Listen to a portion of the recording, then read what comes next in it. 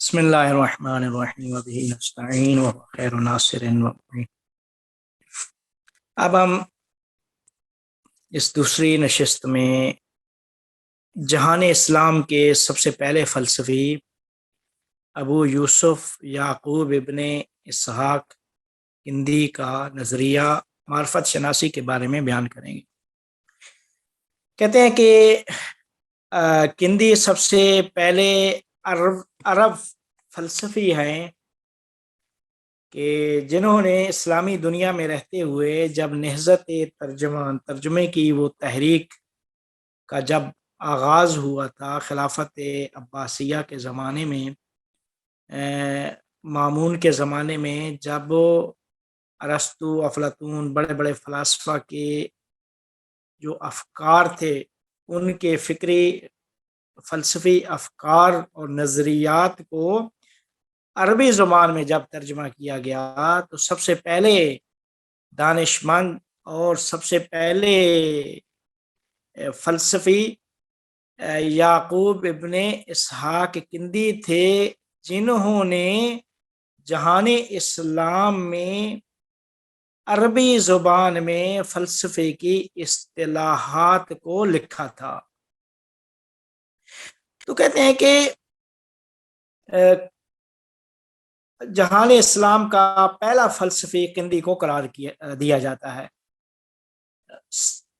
چونکہ جب ارسطو افلاطون سقراط کے افکار نظریات کو عربی زبان میں ترجمہ کیا گیا تو اس جہان اسلام میں موجود متفکرین نے ان کے اوپر غور و فکر کر کے ان کی آراء کی شرح و تفسیر کرنا شروع کر دی۔ تو کہتے ہیں کہ ایک طرف سے ان کے آثار کا ترجمہ اور ان کے آثار کے شرح اور تفسیر کے اوپر کام کیا، دوسرا انہوں نے اپنے فلسفی عقائد کی بنیاد ایمان اور وحی کو قرار دیا۔ یہ فرق تھا اسلامی فلاسفہ اور اسلام سے پہلے جو فلاسفہ تھے ان کے درمیان، ارسطو افلاطون سقراط، اور پھر جب ان کے افکار ترجمہ ہوئے عربی زبان میں تو عربی زبان میں کندی پہلے مسلمان فلسفی تھے کہ جنہوں نے اپنے فلسفی عقائد کی بنیاد ایمان اور وحی کو قرار دیا، ان کے اوپر اپنے فلسفی عقائد کی بلڈنگ اور عمارت کو کھڑا کیا۔ تو کہتے ہیں کہ یعقوب ابن اسحاق کندی 185 ہجری یعنی 185 ہجری اور 801 میلادی میں کوفہ میں پیدا ہوئے۔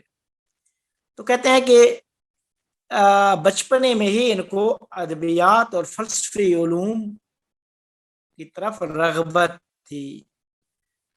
تو چونکہ ان کا زمانہ قریب تھا وہ نہضت ترجمہ کے زمانے کے ساتھ، یعنی وہ خلیفہ مامون عباسی کے زمانے کے ساتھ، تو کندی سب سے پہلے وہ فلسفی تھے کہ جنہوں نے یونانی زبان کی فلسفی اصطلاحات کو عربی میں ترجمہ کیا۔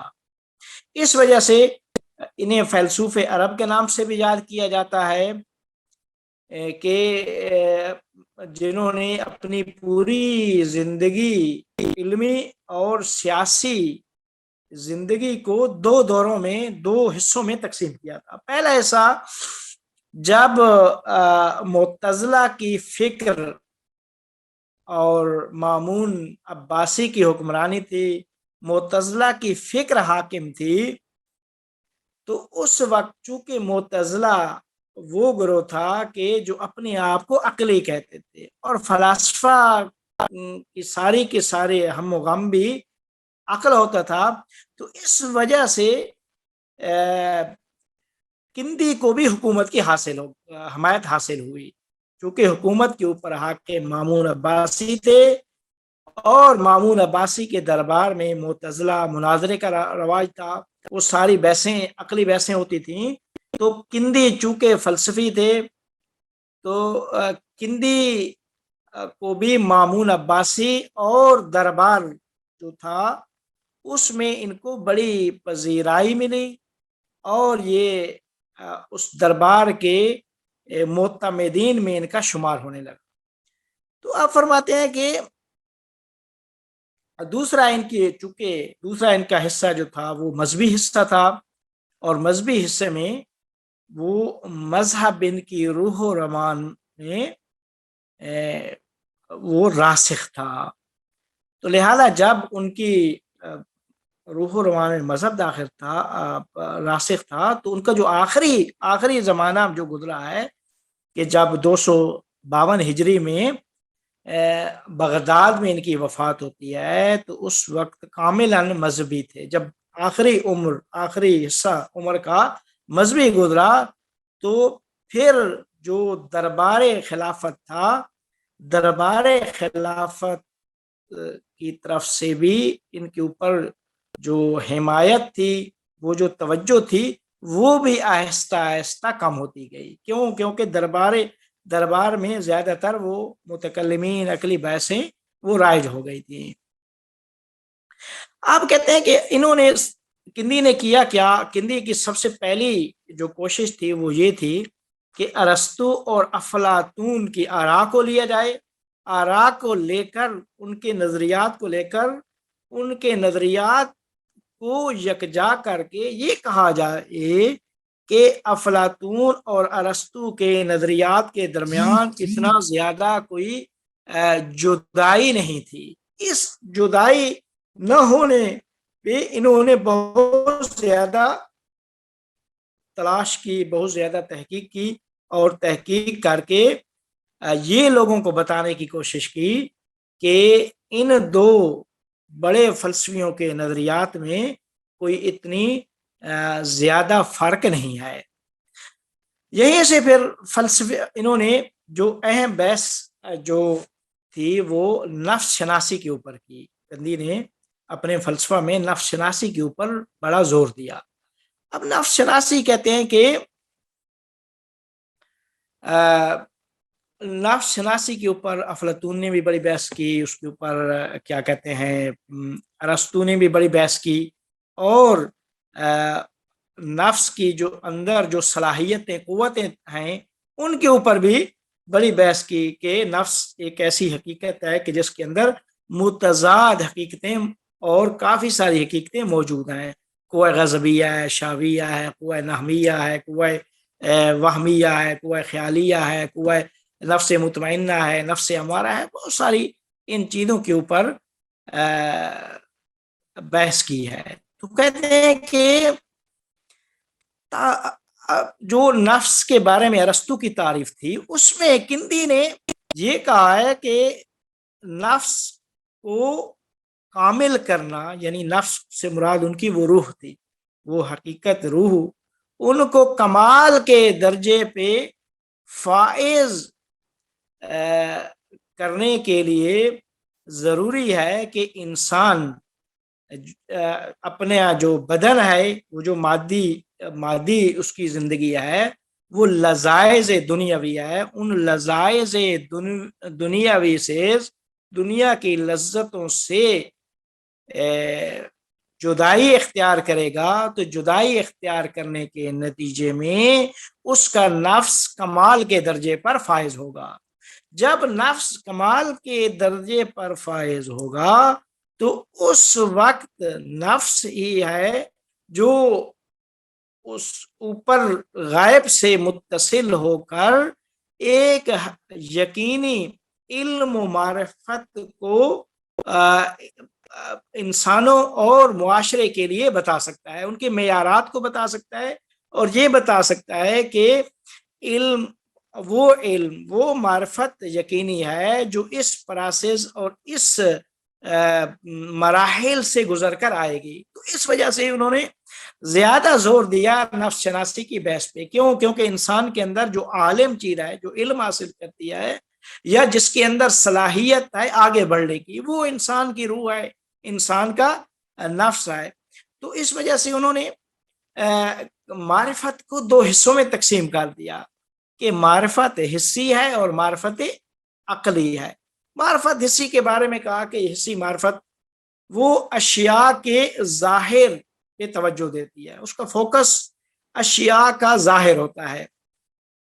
لیکن وہ جو معرفت عقلی معرفت ہے وہ ظاہر اشیاء نہیں ہے، بلکہ اشیاء کی حقیقتوں کے اوپر اس کی توجہ ہوتی ہے. تو اب کندی معرفت حقیقی کو حاصل کرنے کی شرط یہ قرار دیتے ہیں کہ اگر آپ چاہتے ہیں کہ اشیاء کی حقیقت تک پہنچ کر معرفت یقینی حاصل کی جائے تو اس وقت آپ کو دنیاوی شہوات اور لذات سے کامل طور پر کنارہ گیری اختیار کرنے پڑے گی، اور وہ فیض الہی ہی تمہاری مدد کر سکتا ہے. اور وہ تب کرے گا کہ جب انسان کی جو روح ہے، روح کو انسان پاک کرے گا، تزکیہ نفس کرے گا. اس تزکیہ نفس کے نتیجے میں اللہ تعالی کی طرف سے اللہ فرماتا ہے والذین جاہدوا فینا لنہدینہم سبلنا. جب آپ مجاہدت کرتے ہیں، کوشش کرتے ہیں ہماری راہ میں، تو ہم آگے راستے کھول دیتے ہیں، دروازے کھل جاتے ہیں. فرماتے ہیں کہ وہ اس راستے میں کیا کہتے ہیں، جب آپ معرفت حقیقی حاصل کرنا چاہتے ہیں لذات دنیاوی سے، جب آپ کامل طور پر دنیاوی لذات کو ترک کریں گے اور نفس کو اور روح کو پاک و پاکیزہ کر کے آگے بڑھیں گے، تو اللہ تعالی اپنے فیض سے ہی تمہاری مدد کر کے تمہارا ہاتھ پکڑ کر تمہیں معرفت حقیقی تک لے جائے گا. وہ اس پروسیس کے نتیجے میں جو تمہیں معرفت حاصل ہوگی وہ معرفت حقیقی ہے. اس کو کندی نے معرفت حقیقی کا نام دیا ہے. پھر اس کے اوپر پھر بحث کیا ہے، کافی سارے کیا کہتے ہیں خواب کے اوپر پھر بحث کی ہے. تو خواب کے اوپر ان کی ایک لمبی بحث ہے. تو ہمارا چونکہ ہماری بحث خواب کے اوپر نہیں ہے، ہماری بحث اس بارے میں ہے کہ معرفت شناسی کے بارے میں کندی کا کیا نظریہ ہے. کندی فرماتے ہیں کہ انسان کو اللہ تعالیٰ نے بدن اور روح سے مرکب ایک ذات قرار دیا. روح انسان کے وہ نفس نات کا ہے. جب انسان لذات دنیاوی کو کامل طور پر ترک کرے گا، انسان کے روح میں تزکیہ آئے گا، روح پاک و پاکیزہ ہوگی. اس پاک و پاکیزہ روح کے نتیجے میں انسان جب آگے مانوی مراحل کو طے کرتا ہے تو اللہ تعالیٰ اپنے فیض سے ہی اسے معرفت حقیقی تک پہنچا دیتا ہے. وہ معرفت جو سے اس راستے سے حاصل ہوتی ہے وہ اس کی معرفت حقیقی کہلاتی ہے. تو یہ معرفت حقیقی کے بارے میں کندی کا نظریہ تھا. اب کندی کے بعد دوسرے جو بڑے فلسفی ہیں وہ ابو ناصر فارابی ہیں. ابو ناصر فارابی کو بھی یہ فاراب ایک شہر ہے، وہاں یہ متولد ہوتے ہیں، ان کی ولادت ہوتی ہے. یہ خراسان کا ایک شہر ہے. ابو ناصر فارابی کو معلم ثانی بھی کہا جاتا ہے. معلم اول ارسطو ہیں، معلم ثانی ابو ناصر فارابی کو کہا جاتا ہے. تو کہتے ہیں کہ کندی کے بعد چونکہ جو لوگ دین و فلسفہ کے درمیان جدائی کے اور تناقض کے قائل تھے، انہوں نے کوشش یہ کیا کہ دین محمدی اور حکمت کے درمیان تناقض کو ختم کیا جائے. تو لہذا جو کچھ ظاہر میں ہوتا تھوڑا سا اختلاف ہوتا تھا اس کی فلسفی تعویل کر دیتے تھے. تو اس وجہ سے معلم ثانی اس وجہ سے کہا جاتا ہے کہ انہوں نے کوشش کیا ہے ارسطو اور افلاطون کے آراء کے درمیان وحدت برقرار کر کے ایک مضبوط فلسفی سسٹم معاشرے کو دیا جائے. جو ان سے پہلے کندی فلسفی تھے، لیکن کندی نے اس طرح فلسفے کا ایک سسٹم اور نظام معاشرے کو نہیں دیا تھا. اس وجہ سے ان کو معلم، چونکہ جہان اسلام میں جب فلسفہ آیا تو پہلے معلم اول ارسطو صاحب تھے. ارسطو کو معلم اول ہی سب تاریخ میں یاد کیا جاتا رہا.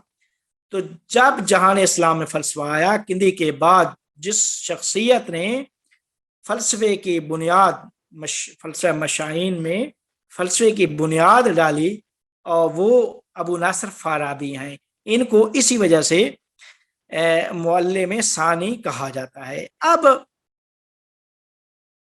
ان کی کیا کہتے ہیں جو وفات ہوتی ہے وہ 339 ہجری میں یہ فوت ہوتے ہیں. تقریباً ان کی عمر 80 سال تھی. تو یہ سیف الدولہ کے بہت نزدیک بھی تھے اور وہیں پہ دمشق میں ہی جو سیف الدولہ حاکم تھے وہیں ان کی کیا کہتے ہیں وفات ہوتی ہے اور وہیں ان کی مزار ہے. تو یہ ابو ناصر فارابی ہے. اب ابو ناصر فارابی کا نظریہ کیا ہے معرفت شناسی کے بارے میں؟ کہتے ہیں کہ ابو ناصر فارابی چونکہ متاثر تھے ارسطو اور افلاطون سے، ان سے بہت زیادہ متاثر تھے، تو انہوں نے بھی جو ارسطو نے نفس کے بارے میں تعریف کی تھی اس تعریف کو لے کر انہوں نے بھی آگے جو معرفت شناسی کی بحث ہے اس کا آغاز کیا. ابو ناصر فارابی فرماتے ہیں کہ انسان 2 چیزوں سے مرکب ہے. ایک اس کا روحانی عالم امر سے مرکب ہے، وہ روح ہے. ایک بدن جسے وہ عالم مادی عالم خلق کہتے ہیں کہ انسان عالم خلق اور عالم امر کے مجموعے کا نام انسان ہے. کیونکہ اللہ تعالیٰ نے فرمایا قل روح من امر ربی، روح امر ربی ہے اور بدن انسان کا بدن اس کی تخلیق ہے، اس کی خلق ہے. تو کہتے ہیں کہ فارابی نے یہ کہا کہ انسان کو اللہ تعالیٰ نے مرکب قرار دیا ہے دو عنصروں سے، 2 عناصر سے. ایک عنصر عالم امر ہے اور دوسرا عنصر عالم خلق ہے.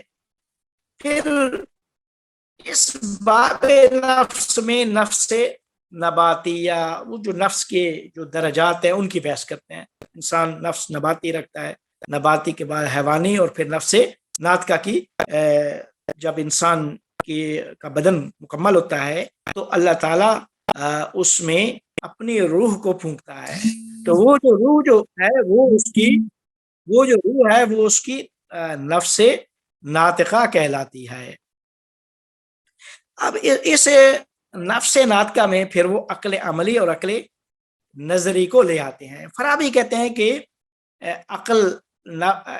نفس ناطقہ کی ایک شاخ عقل نظری ہے، ایک شاخ عقل عملی ہے. فرماتے ہیں کہ عقل نظری جو ہے وہ کلیات کو درک کرتا ہے اور انسان کی سعادت کے لیے عقل نظری کا ہونا ضروری ہے.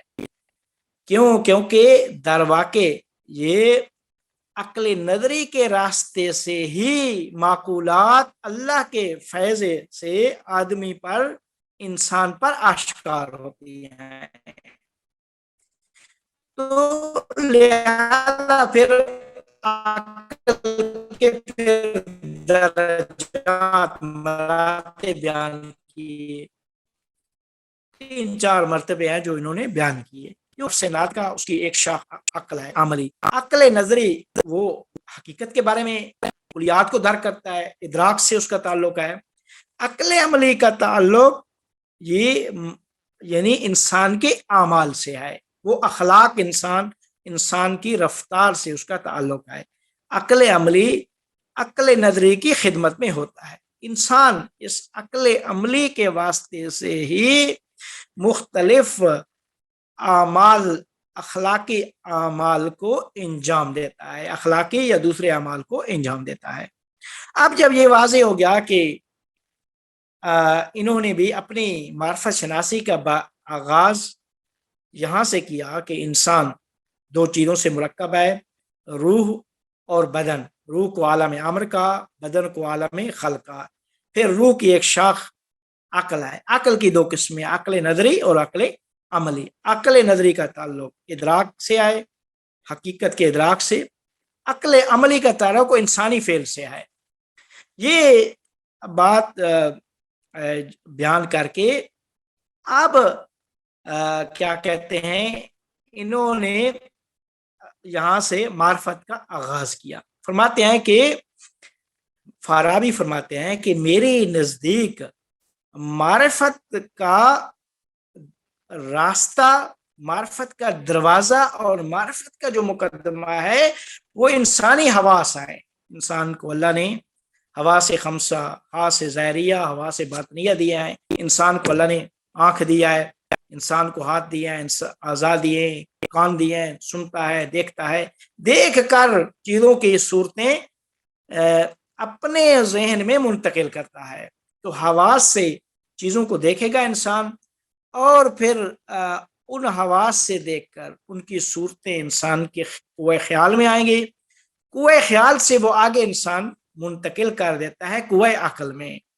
تو فرماتے ہیں کہ اب اگر آپ نے کلی حقائق کلی کو درک کرنا ہے، کلی حقیقت کو درک کرنا ہے، تو کلی حقیقت کی جو شناخت ہے وہ ان جزئی امور کی معرفت اور امور حسی کی معرفت کے اوپر موقوف ہے.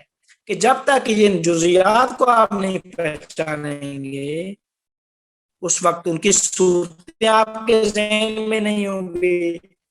ذہن سے پھر آگے کوئی خیال میں نہیں منتقل کریں گے، کوئی خیال سے کوئی عقل میں نہیں منتقل ہو. معرفت کا وہ انسانی حواس. فرماتے ہیں کہ اب انسان کو جتنی بھی معرفت ہے وہ حواس کے راستے سے، وہ حواس کے راستے سے قوہ خیال، اور قوہ خیال سے وہ کلیات کو جب درک کرتا ہے تو ان کلیات کو درک کرنے کے لیے انسان کا نفس عالم بالقوا ہوتا ہے. یعنی انسان کا نفس عالم ہے، اس کے اندر صلاحیت ہے کلیات کو جاننے کی. لیکن کلیات کو تب جانے گا کہ جب حواس کے ذریعے سے وہ صورتیں قوہ خیال میں منتقل کرے گا اور قوہ خیال سے قوہ عقل میں منتقل کرے گا. تو کہتے ہیں کہ اب حواس جو ہیں یہ نفس کے وسیلے سے ہی، روح کے وسیلے سے ہی انسانی معرفتوں کو کسب کرتے ہیں. انسانی معرفت نفس حواس کے ذریعے سے ہی کسب کرتا ہے. تو پہلی بات واضح ہو گئی کہ انسانی نفس عالم بنتا ہے، لیکن کس راستے سے؟ حواس کے راستے سے. اچھا، کہتے ہیں کہ اب اس نقطے سے آپ کو غافل نہیں ہونا چاہیے کہ وہ جو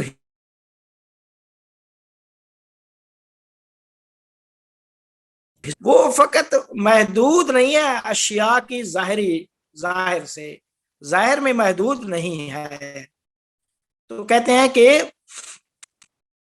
اس حسی ادراک سے انسان اشیاء کی حقیقت میں وارد نہیں ہو سکتا. تو دوسرے لفظوں میں کہ انسان کی اشیاء کی ظاہر حواس کے ذریعے سے انسان درک کرتا ہے، اور اشیاء کی حقیقت وہ عقل کے ذریعے سے درک کرتا ہے. تو اب اس طرف سے فارابی یہ فرماتے ہیں کہ انسان کی جو عقل ہے وہ خود بخود اشیاء کی حقیقتوں کو درک کرنے پہ قادر نہیں ہے، بلکہ وہ اس ادراک کی صلاحیت رکھتی ہے. اور جب اس ادراک کی صلاحیت جب رکھتی ہے تو پھر کس طریقے سے وہ چیزیں درک ہوتی ہیں؟ کہتے ہیں کہ انسان کی روح، عقل، نفس ناطقہ کے اندر فقط اور فقط صلاحیت ہے ان ساری اشیاء کی حقیقتوں کو جاننے کی. لیکن کس اشیاء کی حقیقتوں کو جاننا متحقق کب ہوتا ہے؟ وہ کہتے ہیں کہ وہ اس عقل کے ذریعے سے ہوتا ہے جو انسان کی ذات سے باہر ہے. اسے وہ عقل فعال کا نام دیتے ہیں کہ عقل فعال کہ جس سے انسانی عقل جب متصل ہوتی ہے، انسانی عقل معرفت جب حاصل کرتی ہے حس سے قوہ خیال سے قوہ عقل، اور قوہ عقل سے تب وہ اشیاء کی حقیقت وہ انسان جان سکتا ہے کہ جب انسان کی وہ قوہ عقل متصل ہوتی ہے عقل فعال سے. تو دوسرے لفظوں میں فضل صاحب ایک کوشچن ہے، نتیجہ دیکھیں کوشچن میرے خیال میں یہ بیان کر دوں تو پھر میرے خیال میں تھوڑا سا رہ گیا نا، پھر کوشچن کر لینا. ٹھیک ہے جی. تو آپ فرماتے ہیں کہ در نتیجہ یہ معلوم ہو جانا چاہیے کہ حقیقی معرفت وہ فیض انسان کے اوپر جو اللہ کا فیض ہے، اور وہ اشراق لفظ دیتے ہیں، اشراق یعنی نور جب پڑتا ہے، اس نور کے پڑھنے کے بغیر حقیقی معرفت حاصل نہیں ہو سکتی. وہ نور پڑتا ہے اس معرفت کے مراحل میں جب انسان کی عقل متصل ہوتی ہے عقل فعال سے، تو عقل فعال سے جو نور اس کے اوپر پڑتا ہے اس کے نتیجے میں حقیقی معرفت ممکن ہوتی ہے. تو کہتے ہیں کہ اب یہ سوال باقی ہے کہ عقل فعال کیا ہے. ٹھیک ہے. کہتے ہیں کہ یہ جو فارابی نے کہا ہے کہ عقل فعال سے انسان کی روح اور انسان کی عقل متصل ہوتی ہے. کہتے ہیں کہ عقل فعال سے مراد فارابی کہتے ہیں وہ ایک مادہ چیز نہیں ہے، وہ ایک مجرد ہے جو مادہ سے خالی ہے. اور عقل فعال کو پھر فرماتے ہیں کہ عقل فعال جو مجرد ہے، مادہ نہیں ہے، وہ روح الامین اور روح القدس فرشتہ ہے. تو کہتے ہیں کہ لہذا یہ ماننا پڑے گا کہ عقل فعال اور عقل آدمی کے درمیان وہ رابطہ ہے. عقل فعال اور عقل آدمی کے درمیان ارتباط ہے. کون سا ارتباط؟ کہ جب انسان، جس طرح انسان کی آنکھ ہے، بن تاریکی میں کچھ نہیں دیکھتی، لیکن جب سورج کی شعاعیں پڑتی ہے تو انسان کے لیے ساری کی ساری چیزیں انسان دیکھ سکتا ہے. تو کہتے ہیں عقل فعال وہ سورج ہے، اور انسان کی عقل مستعد ہے. اس کو کہتے ہیں مستعد، یعنی آمادہ ہے وہ معرفت حقیقی جاننے کی، تیار ہے.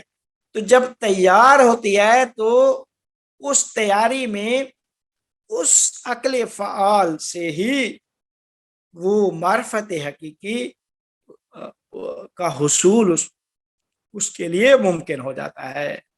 تو لہذا فرماتے ہیں کہ اگر معرفت حقیقی فارابی کی نگاہ میں معرفت حقیقی کو ڈھونڈنا ہے، تلاش کرنا ہے، تو معرفت حقیقی کو تلاش کرنا پڑے گا کہ حواس، انسان کے حواس پہلا مقدمہ اور پہلا دروازہ ہے. وہ جزیات وارد ہوتی ہیں قوہ خیال میں، قوہ خیال سے قوہ عقل میں، اور یہ عقل عالم بالقوہ بنتا ہے کہ اس کے اندر عالم بالقوہ مستعد تیار ہو جاتا ہے معرفت حقیقی کے لیے. تو معرفت حقیقی در حقیقت یہی عقل انسان اس عقل فعال سے متصل ہوتی ہے. تو عقل فعال اس کے قلب کے اوپر، اس کی روح، اس کی نفس ناطقہ پہ وہ جو اشراق کرتا ہے، یعنی نور ڈالتا ہے، اس کے نتیجے میں معرفت حقیقی ممکن ہو جاتی ہے. تو لہذا معرفت حقیقی اگر حاصل کرنا چاہیں تو اس پروسیس کے بغیر ممکن نہیں ہے. یہ فارابی کا نظریہ اور کندی کا نظریہ. اب جو سوال ہے میں حاضر.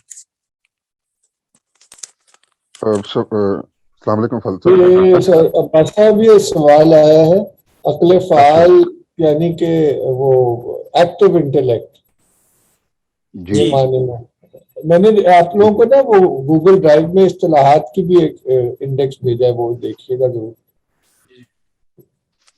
جی عباس صاحب.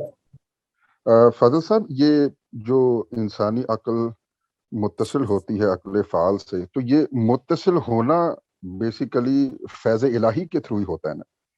فیض الہی ہوتا ہے تو وہ متصل، ہاں ٹھیک ہے، مطلب وہ متصل نہیں ہو سکتی صرف اپنی ایفرٹ سے. فیض الہی ہوگا تو متصل بھی ہوگی عقل فعال کے ساتھ.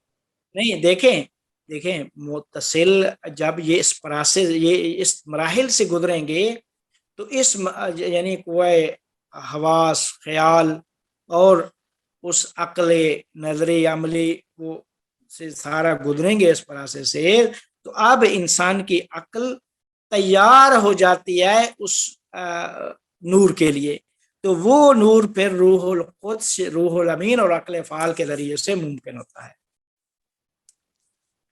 لیکن فیض الہی پھر یہاں کہاں انوالو ہے؟ کہ آپ نے ابھی یہ بھی کہا تھا کہ یہ فیض وہی الہی کے فیض بغیر الہی، دیکھیں وہی فیض الہی ہے، روح الامین عقل فعال وہی فیض الہی کے ذریعے فیض الہی وہی چیز ہے۔ میں سوال بیسکلی یہ متصل ہونا فیض الہی ہی ہے، متصل ہونا فیض دیکھیں الہی کا وہ ایکسپریشن ہے۔ کچھ اور آپ فرق اس معنی میں نہیں استعمال کر رہے، وہ روح القدس کو فیض الہی کہہ رہے ہیں۔ تو انسان کا جو جاننے کا سفر ہے وہ حواس سے شروع ہوتا ہے اور پھر جی ذہن کی نہیں مختلف وہ تیمور صاحب وہ لیکن وہ کی روح طرف القدس وسیلہ وہ خدا کا وسیلہ ہی بن رہا ہے نا، مطلب ایجنٹ ہے نا، مطلب سمجھ لے کہ وسیلہ بن رہا ہے نا، وہ بات تو ٹھیک ہے۔ میں صرف کیونکہ میں صرف یہ پوچھنا چاہتا کہ کیونکہ ہم سوال بیسیکلی اس کے پیچھے جو اصل سوال ہے یہ کہ ہم کوئی ایک سیٹ ٹیکنیک یا میتھڈولوجی فراہم نہیں کر سکتے کہ جس کے بعد ہم یہ کہیں کہ یہ میتھڈ آپ فالو کریں گے تو گارنٹیڈ ہے کہ متصل ہو جائے گا آپ کی انسانی عقل فعال کے ساتھ، یہ آپ ججمنٹ پاس نہیں کر سکتے۔ وہ یہ نہیں کہہ رہے، وہ یہ کہہ رہے ہیں کہ نالج اس طرح حاصل ہوتی ہے، قدرت نے یہ نظام اس طرح بنا ہے۔ تو جی جی اچھا ٹھیک ہے، تو اس کا مطلب یہ ہے کہ پھر پری ڈیفائنڈ میتھڈولوجیز ہیں جس سے یہ گارنٹیڈ ہوگا کہ آپ کی انسانی عقل فعال کے ساتھ متصل ہو جائے گی اور پھر آپ کو معرفت حقیقی بھی حاصل ہو جائے گی، پھر اس کا نتیجہ یہ ہے دیکھیں میں آپ اگر کو یہ بتاؤں نیچرل کہ پروسیس ہے، اگر تو یہ نیچرل پروسیس ہے۔ میں اللہ نے میں آپ کو بتاؤں یہ اس کے بغیر ہو ہی نہیں سکتی۔ وجہ یہ ہے کہ انسان کے اندر جو اللہ نے قوہ حس رکھی ہے، قوہ خیال اور قوہ عقل، ان کے موازی 3 عالم خلق کیے ہیں۔ جو چیز قوہ خیال میں آئے گی اس کا تعلق عالم خیال سے ہوگا، جو قوہ حس میں آئے گی اس کا تعلق عالم مادہ سے ہوگا، جو قوہ عقل میں آئے گی نا عقلی چیز بنے گی اس کا تعلق عالم عقل سے ہوگا، تو وہ عالم عقل میں وہ عقل فعال فرشتہ ہے، روح الامین ہے، روح القدس ہے، جو بھی ہے۔ جی دوسرا سوال فلسفہ میرا یہ تھا کہ یہ تینوں جو فلاسفہ جن کا ذکر ہوا ہے یہ جب معرفت حقیقی جب حاصل ہو جاتی ہے تو اس پروسیس کو کیا یہ ریکلیکٹڈنس یا ریممبرنس کا نام دیتے ہیں؟ مثلا ایسی حقیقت جو انسانی غفلت کی وجہ سے انسان بھول گیا تھا نہیں اور اس اس کی کا یاد نام دہانی نہیں کرائی گئی ہے۔ وہ افلاطون اچھا کا نظریہ ہے، ان کا جی نام جی نہیں، یہ نہیں جی نام۔ جی جی میں یہی بات کرنا چاہتا کہ پلاٹو جو ہے وہ تو اس کو ریکلیکٹڈنس کا نام دیتے۔ ٹھیک ہوگا، تھینک یو۔ جی جی ٹھیک نہیں ہوگا، یہ اس نظریے کو فالو نہیں کرتے، یا ارسطو کے نظریے کے ان کی ٹھیک ان ہے، سے ٹھیک متاثر۔ ہوگا، ٹھیک ہوگا، تھینک یو۔ سارا آپ نے ہاتھ اٹھایا۔ تھینک یو سو مچ۔ السلام علیکم۔ میرا سوال کندی کے بارے میں ہے۔ تو آپ نے بتایا کہ Kindi was trying to bridge kind of a gap between Plato and Aristotle, اور اس نے یہ کہا کہ آپ اگر معرفت کو پہنچنا چاہتے ہیں تو آپ کو دنیاوی خواہشات سے دور ہٹنا پڑے گا۔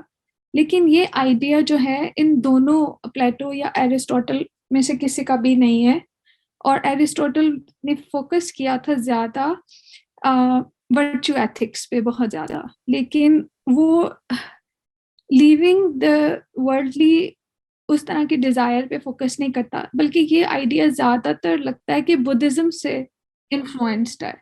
تو آپ کیا کہیں گے اس کے بارے میں؟ دیکھیں وہ جو لذات کو ترک کرنے کی بات کی ہے، لذات کو ترک کرنے کی بات، وہ ٹھیک ہے کہ شبیہ کہہ سکتے ہیں کہ وہ افلاطون سے شبیہ ہے، وہ بات شبات اس کی افلاطون سے ہے، لیکن یہ وہ جو روش ہے، روش عقلی، اس میں وہ ارسطو کے وہ فالوورز ہیں، ان کی جو روش ہے عقلی، یعنی انہوں نے یہ نہیں کہا کہ لذات کو ترک کریں گے تو تب جو ہے نا، بلکہ یہ لذات کو ترک کرنے کی ایک اضافی قید لگائی ہے انہوں نے کہ آپ وہ عقلی پراسج اپنی جگہ پہ ہے عقلی، لیکن ساتھ یہ لذات دنیاوی کو بھی ترک کریں گے.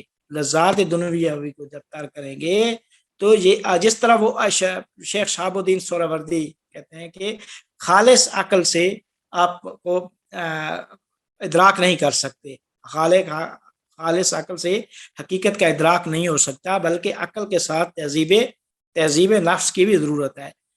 وہ بھی روش میں، وہ بھی اس میں زیادہ تر افلاطون کے شبیہ ان کو کہا جاتا ہے کہ وہ افلاطون کے شبیہ ہیں.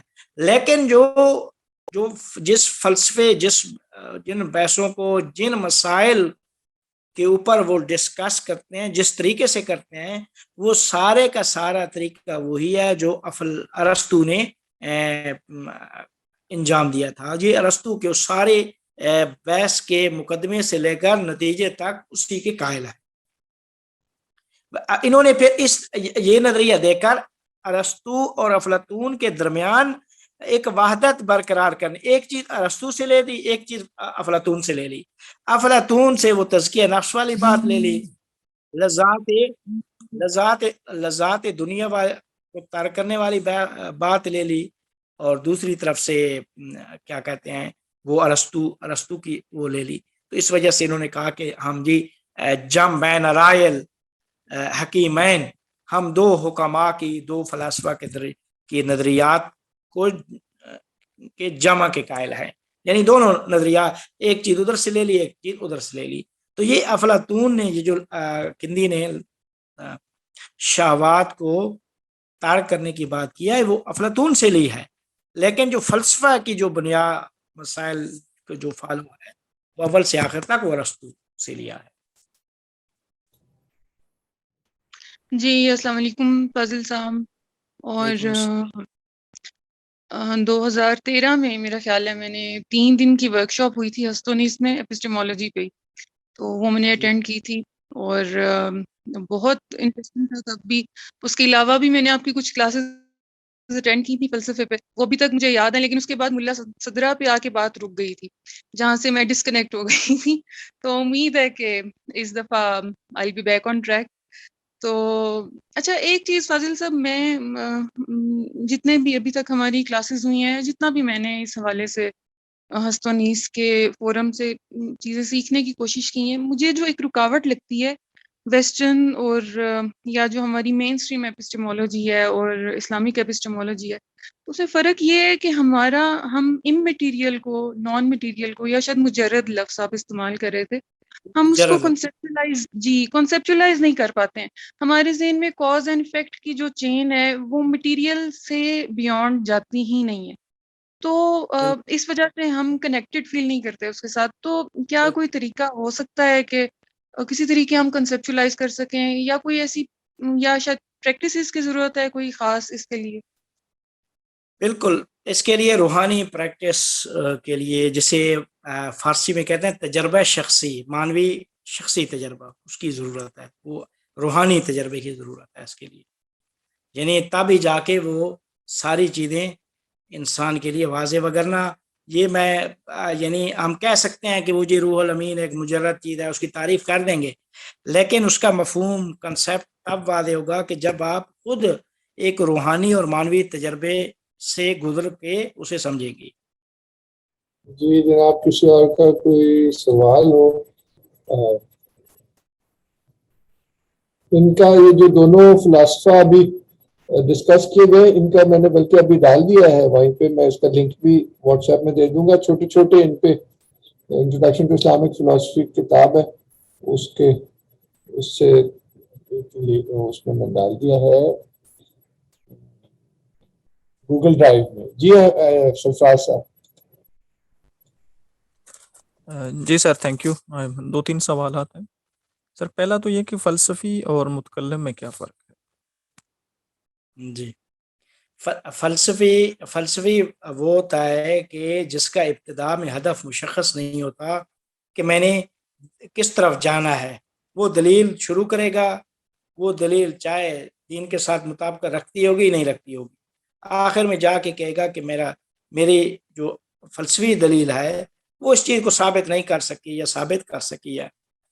متکلم کا مطلب یہ ہوتا ہے کہ متکلم کا ہدف پہلے سے مشخص ہوتا ہے ذہن میں کہ میں نے دین کا دفاع کرنا ہے. جو کچھ اللہ نے کہا ہے قرآن میں کہ میں واحد ہوں، تو میں نے وہ وحدانیت والی دلیلیں لے کے آنی ہیں، توحید والی دلیلیں لے کے آنی ہیں. اگر کوئی دلیل یہ کہتی ہے کہ اللہ ایک نہیں دو ہے، مثال دے رہا ہوں، یا اللہ موجود نہیں ہے، تو میں نے اسے نہیں ماننا. میں نے شروع سے ہی جو ہے نا وہ اسی طریقے سے دلیلیں لے کے آنی ہے کہ جو ثابت کرے کہ اللہ ہے اور اللہ واحد ہے. یہ ہے متکلم اور فلسفی کا فرق. تو اگر تعریف یہی ہے تو اس کا مطلب یہ ہوا کہ الفارابی یا الکندی جو ہیں ان کو پھر فلسفی کی بجائے متکلم کہنا زیادہ مناسب ہوگا. دیکھیں انہوں نے اپنی اس فلسفے میں جو دوسرے ان سے پہلے والے فلسفی تھے، ان فلسفیوں نے اپنے فلسفے میں ایمان و وحی کو داخل نہیں قرار دیا. یہ وہ فلسفی ہیں کہ جنہوں نے اپنے عقائد فلسفی کی بنیاد ہی ایمان و وحی کو قرار دی. تو اس طریقے اگر اس معنی میں آپ کہیں کہ متکلم ہے تو کہہ سکتے ہیں جو ہے نا وہ، لیکن جو رائج متکلمین ہیں اس معنی میں وہ نہیں ہے. اب سر یہ رائج متکلم وہ کیا ہے؟ یہ نیا ایک وہ رائج یہی متکلم ہے جو میں نے بتایا کہ وہ ابتدا میں کہیں گے اللہ ایک ہے، اسی پہ دلیل دیں گے. یہ کہیں گے ابن سینا نے شروع کیا کہ میں یاد ہے معدوم کہ جو چیز فنا ہو گئی ہے دوبارہ نہیں پلٹ کے آ سکتی، بیان ہی اسی کا دوبارہ پلٹنا ناممکن ہے. اب عقل نے ثابت کر دیا کہ انسان مر جاتا ہے، مرنے کے بعد دوبارہ نہیں پلٹ سکتا اسی جسم میں. اب انہوں نے کہا میری دلیل آخر میں یہی کہتی ہے کہ نہیں ہو سکتا، عقلی لحاظ سے نہیں ہو سکتا. چونکہ پیغمبر نے فرمایا کہ نہیں اسی جسم سے، اور اللہ نے فرمایا کہ اسی جسم کو دوبارہ زندہ کروں گا، تو میں ایمان لے کے تو میں مسلمان ہوں، قبول کر رہا ہوں کہ ایسا ہوگا، لیکن میری فلسفی دلیل اس چیز کو نہیں مانتی. یہ فلسفی اور متکلم ہوگا تو کہے گا نہیں، اللہ نے فرمایا ہے کہ سورہ یاسین میں دوسری سور میں آیا کہ میں اسی جسم کے ساتھ دوبارہ زندہ کروں. حضرت عزیر علیہ السلام والا واقعہ لے آئیں گے، پھر جو ہے نا وہ احادیث لے کے آئیں گے، پیغمبر کی احادیث، اس کو ثابت کر کے اسی کے اوپر کی عقلی دلیل دے دیں گے. یہ ہوگا متکلم. اس رائج معنی میں وہ متکلم نہیں ہے. جی شکریہ. اچھا سر دوسرا سوال یہ ہے جی. کہ اگر ہم دیکھیں کہ جتنی بھی آپ نے ابھی تک جو بات کی الفارابی اور الکندی کے حوالے سے، اور کچھ سوال؟ اس میں خدا کا یا نفس کا پاک ہونا یا روح کا پاک ہونا یا تزکیہ نفس کو اوریجن بتایا گیا ہے، جو میری انڈرسٹینڈنگ ہے وہ ہوگی تو پھر آپ عقلی طور پر بھی بہت اعلیٰ سطح پہ ہوں گے، اور پھر سو جو باتیں بھی ہیں تعلق بھی آپ کو ہوگا. لیکن اس کے باوجود ہم دیکھتے ہیں کہ پچھلے چند 100 سالوں سے جتنی بھی دنیا میں ترقیات ہوئی ہیں، وہ چاہے کسی بھی شعبے میں ہو، تو وہ ایسے لوگوں نے کی ہیں جو کہ ہمارے جو معیارات ہیں تزکیہ نفس کے، وہ شاید ان پہ پورا نہیں اترتے، یا ان کے اندر جو چیزیں تھیں وہ شاید ہمارے اسٹینڈرڈ کے مطابق نہیں ہے. تو پھر ایسا کیوں ہے؟ کیا یہ کانٹرڈکشنز نہیں آ جائے گا؟ ذرا وضاحت کر دیجیے. Thank you. دیکھیں اب یہ ماننا، یعنی یہ پہلے واضح کرنے پڑے گا کہ ترقی کی تعریف کیا ہے. ترقی کی تعریف اور انسان کی سعادت اور کمال کی تعریف جب واضح ہو جائے گی تو اس وقت اگلا سوال یہ ہوگا کہ یہ چیز اس ترقی میں آتی ہے یا نہیں آتی. تو میرے خیال میں جو اصل بنیاد ہے، اللہ فرماتا ہے کہ لِیَبْلُوَکُمْ أَیُّکُمْ أَحْسَنُ عَمَلًا. وہ جو خوبصورتی ہے نا اعمال کی، میں اس خوبصورتی، اعمال تو سارے انجام دیتے ہیں، خوبصورت کون انجام دیتا ہے؟ وہ خوبصورتی بسا اوقات ظاہری ہوتی ہے، بسا اوقات نہیں دکھائی نہیں دیتی، اس میں کچھ چیزیں دخیل ہو جاتی ہیں. تو جسے ہم خوبصورتی ظاہری طور پہ سمجھ رہے ہیں وہ فی الواقع نہ ہو خوبصورت. مثال دے رہا ہوں، جسے انسان سمجھتا ہے کہ مثال دے رہا ہوں کہ جس کے پاس بہت زیادہ پیسہ ہے، بہت زیادہ یہ عیش و عشرت کی چیزیں ہیں، تو وہی شاید سعادت مند ہے. درحالی کہ اس کی حقیقت جو ہے، اس کے پیچھے جو ہمیں محسوس ہی نہیں ہے، نہ محسوس ہے، وہ شاید کتنی انسان کے لیے خطرناک ہے. ایک حد سے جب بڑھے گا تو کتنی خطرناک ہے. تو وہ چیز اگر سمجھ میں آ جائے تو میرے خیال میں پھر اس کا جواب دینا پھر آسان ہو جائے. سر دیکھیں، دنیا آخرت کی کہتی ہے، یہ ایک تصور ہے. تو پھر معراج جو ہوں گے پھر ہم دنیا والے جی. ہی دیکھیں گے نا، کہ اگر دنیا میں عزت ہے، مثلا ایز اے اگر ہم ریلیجیس پرسپیکٹیو میں دیکھیں کہ ایک زمانے میں اگر مسلمان جو تھے وہ زیادہ دنیا پہ چھائے ہوئے تھے، تو ہاں ہم کہہ سکتے تھے ہاں جی دیکھیں چونکہ دنیا آخرت کی کہتی ہے، ان کی دنیا بھی اچھی ہے تو یہ ریفلیکشن ہے جن کی آخرت بھی اچھی ہوگی. آج اس زمانے میں جب کہ کئی سالوں سے 100 سالوں سے جو ہے وہ اس سطح پہ وہ نہیں ہے، عقلی اعتبار سے بھی، علمی اعتبار سے بھی، اور ایون کہ مادی ترقی کے تو بالکل ہی فارغ ہے. تو پھر ہم کیسے کہہ سکتے ہیں دنیا آخرت کی کہتی ہے؟ اس سینس میں دیکھیں تو پھر تو یہ بالکل ہی معاملہ الٹ نظر آئے گا. کہ ایسا تو نہیں ہے کہ ہم وہ جو اس دنیا، جب ہم خدا کے بارے میں بات کرتے ہیں تو ہم کہتے ہیں جی چونکہ وہ ایک اور دنیا ہے تو وہاں کے اصول الگ ہیں. تو اگر وہاں کے اصول الگ ہیں تو وہاں کے اصول ہم پھر یہاں پہ کیوں اپلائی کر رہے ہیں؟ تو یہاں کا اگر دنیا کی بات کرتے ہیں تو ہمیں پھر یہیں کے اصولوں کو دیکھنا ہوگا نہ کہ وہاں کے اصولوں کو. نہیں، دیکھیں، یہاں کے اصولوں کو بھی دیکھنا ہوگا تو یہاں کے اصول بھی وہی ان اصولوں کو دیکھنا ہوگا کہ جو وحی نے ہمارے لیے معین کیے ہیں. اب جو کچھ اصول انسانوں نے اپنے لیے معین کر لیے ہیں، کچھ وہ وحی نے معین کیے ہیں. تو وحی نے جو معین کیے ہیں وہ غیب سے، تو ہم تو سارے کے سارے انسان یہ زیادہ تر ہم محسوسات تک ہماری دسترسی ہے. محسوسات کے پیچھے جو حقیقت ہے اس تک وہ کم لوگ ہی اس تک پہنچ سکے ہیں کائنات میں، بلکہ ہر دور میں آپ کو بہت گنے چنے افراد مل جائیں گے. تو وہ لوگ جنہوں نے اس کی ہر کائنات کی حقیقت تک جن کو رسائی ہے، وہ آپ کو بتا سکتے ہیں کہ کیا چیز آپ کے لیے باعث رشد، باعث ترقی ہے، کیا نہیں ہے. اور اگر ہم یہی چیز پڑھیں، پیغمبر اور وہ لوگ جو متصل بے غیب اور وحی تھے، متصل بے الہام، انہوں نے جو کچھ بیان کیا ہے وہ ان سب سے برعکس ہے. اور ان پہ ہم مسلمان عمل ہی نہیں کرتے. جب عمل نہیں کریں گے تو ظاہر جو ہے نا وہ پھر پیچھے ہی رہ جائیں گے. جی تھینک یو. اٹس می سارا. تو میں اس میں یہ ایڈ کرنا چاہتی ہوں کہ ہمیں اس کو بھی انڈرسٹینڈ کرنے کی ضرورت ہے کہ جو آئیڈیا آف ورچو ہے یا نیکی ہے یا اچھائی یا برائی ہے، وہ بھی ڈفرینٹ طریقے سے ڈفرینٹ فلاسفرز نے اس کو ایکسپلین کیا، اور ڈفرینٹ زمان اور مکان اور سوسائٹیز میں بھی اس کو ڈفرینٹلی انڈرسٹینڈ کیا گیا. تو جب ہم یہ ایک سمجھتے ہیں کہ یہ مورلز یا یہ ایتھکس ہیں، جیسے کہ ایرسٹوٹل کا آئیڈیا ورچو ایتھک ہی ہے بیسکلی، کہ آپ تبھی حقیقت پائیں گے جب آپ ورچوس ہوئیں گے، ورچوس ہیومن بینگ ہوئیں گے.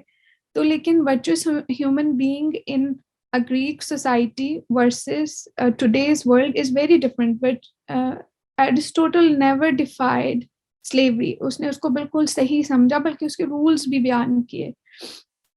تو آئی تھنک کہ جب ہم ویسٹرن ورلڈ کی ترقی کے بارے میں سوچتے ہیں تو یہاں بھی ورچو ایتھکس جو ہے وہ کس طرح کنسیپچولائز ہوتا ہے اور اس کو کیسے امپلیمنٹ کرتے ہیں، ان کے پیچھے ازمپشنز کیا ہیں، کہ کیا human beings are inherently good اور بیڈ. اور یہ پیچھے اس کی پھر بہت بڑی ڈسکشن ہے which needs to be discussed. Not necessarily کہ جو ہمارا کنسیپشن آف مورلس ہے وہی ٹھیک ہے یا وہی اپلائی کرے گا. So it's a very big debate actually virtue ethics کی. جی تھینک یو. جی thank you for adding that. تو جی تیمور صاحب ایک اور ذہن میں بات آ رہی تھی، میں فاضل صاحب سے اگر آپ چاہیں، اگر آپ اجازت ہو تو میں کر لوں ڈسکس.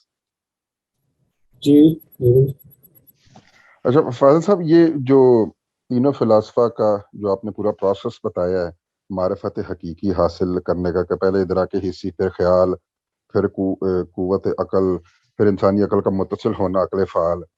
اچھا، اب ان فلاسفہ نے جو وحی یا وجدان یا الہام، ڈیوائن انسپریشن، ان کے تھرو جو معارف ملتے ہیں، ان کے پروسیس کو کیسے انہوں نے ایکسپلین کیا، ان کے بارے میں ان کا کیا پرسپیکٹیو ہے بیسیکلی؟ کیونکہ ان میں تو ان میں بھی یہی مراحل ہیں، ان میں تو یہ مراحل شاید نہیں ہونے چاہیے، یا کیا ان کا پرسپیکٹیو ہے؟ نہیں دیکھیں ان میں دیکھیں وہ جو وہی ہے یا نبوت رسالت ولایت ہے ان کا درجہ ان سے بالا تر ہے، وہ عالم عقل یا اس کے اوپر جو ہے نا وہ شاید ان کا اشراق یہ کہتے ہیں، ہاں یہ چیز نہیں ہوگی،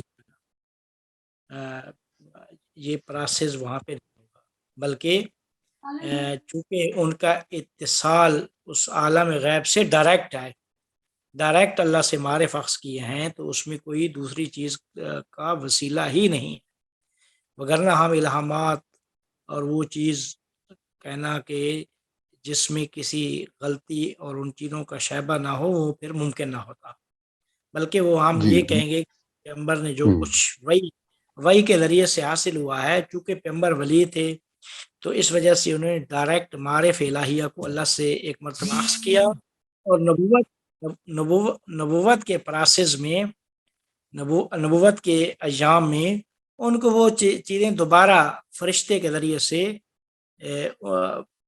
قانون بنا کے بیان کی گئی ان کے لیے۔ مطلب کہ ان معارف میں انسان کی طرف سے کوئی ایفرٹ نہیں ہوتی ہے، صرف یہ اترتے ہیں معارف ڈائریکٹلی، اس کو ایسے کہیں گے ہم؟ بالکل بالکل ٹھیک ہے، ٹھیک ہے، تھینک یو ویری مچ جی بہت شکریہ، امید ہے ابھی آگے اور سلسلہ بڑھے گا تو اور سوال بھی اٹھیں گے، سب کلیئرٹی بھی آئے گی۔ بہت شکریہ خالد صاحب۔ ٹھیک ہے جی، بہت شکریہ، سب دعاؤں میں یاد رکھیے گا انشاءاللہ۔ خدا حافظ۔ آپ جی اللہ